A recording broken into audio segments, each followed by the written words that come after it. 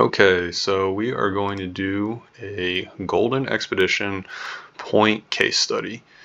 This is going to explain how to max out the points you need for Stellar, which is 300 million, whether you can do it purely PvE or if you need PvP, and a little bit of a offset case study as well. So diving right in, this up here at the top, rows 1 through 11, that's real basic stuff. You can get all this information from the event itself as far as how many max points you can get daily and everything like that. But then I kind of broke it down on how to get to those max points.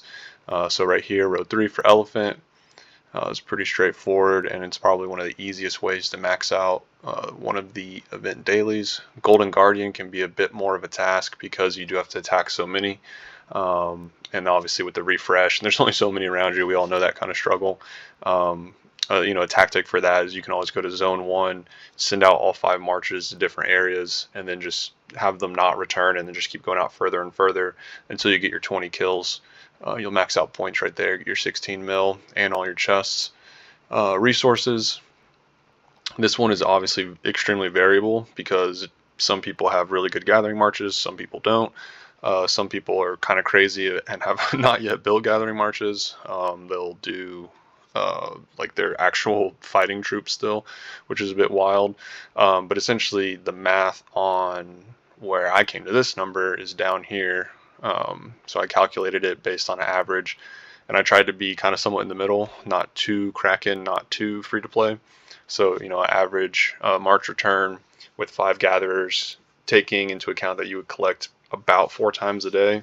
That accounts for people sleeping and things like that. So that probably plus or minus 10-15%. That's kind of the max daily that most people will be able to get. And then if you max tribes, again, down here is how I calculated it. I took the seconds of a day, how much you're going to refill, and then your cost per kill on a tribe. So approximately 3 million a day. So in totality, if you're doing everything right, you're trying to max everything, you'll get almost or right around 80 million points per day. Now you times that by 2, 160. So again, the goal is to get 300 million, but with just PvE, you're going to get roughly half of that.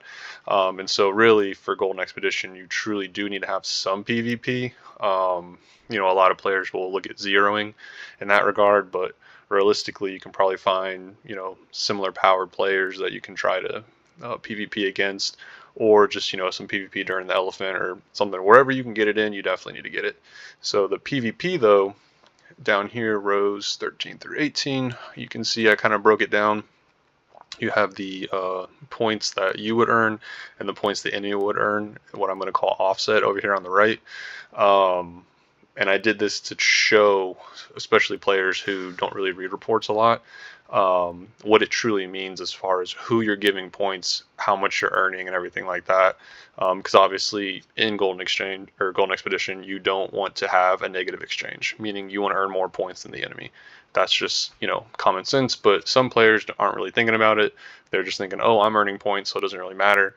But in reality, we all know it's not good to feed the enemy more points. So this is from an actual report, one battle report, to 2 people with T7s, and I literally just took this from the report, so I'm not making any of these numbers up or anything like that. And so if you think of it on an average of earning, one player could essentially earn up to or right around 1 million points per full battle with T7, meaning you guys stayed there until someone died.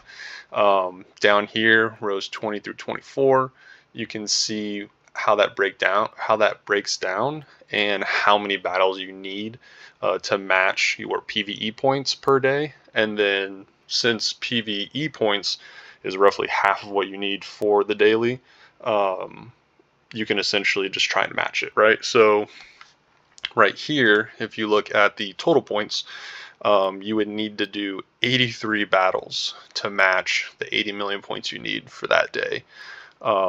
Again, if you get 80 with PvE and your goal is to get 150, aka half of it per day, you would be less than that. But, for simplicity's sake, that's how I ran the math. If you look at the offset being what you earned subtracting what the enemy earned.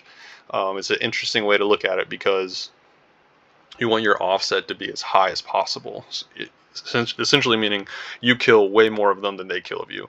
But if you have a quote unquote fair exchange that you're winning, this is what it's going to look like. And obviously, I didn't do any zeroing math on here because zeroing math is so wildly broad. You could have a really great zero, a really horrible zero, and you can earn 10, 20 million points on a zero easy, quick and easy. So zeroing definitely is the best way to get PvP points, but for most players, zeroing is not a realistic scenario. So that's why I went with just a PvP exchange. Yeah, so you can see here, if you're thinking in the terms of offset, you would need to earn, or you would need to have 250 battles of fair exchange just to earn your 80 million points. And that meaning that you are earning 80 million points more than the enemy. Obviously, you would max out your total of 300 million, but again, you want your server to win, so that way your server gets more points.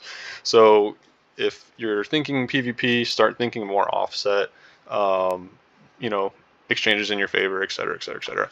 And then over here on the right-hand side, columns H through L, that just kind of breaks the points down a little bit better in totality for the whole day, because everything on the left is like per day. Everything right there is for the total. So I hope this kind of gives you an idea of where to focus your energy. Again, biggest tip would be, if you don't have gathering marches, to definitely focus on that, because so many events now have a huge point allowance for gathering, and it's the easiest way to earn points without having to do anything once they're built, other than slight improvements. And then yeah, other than that, just have some great PvP exchanges, and hopefully you have enough players on your server to win the event.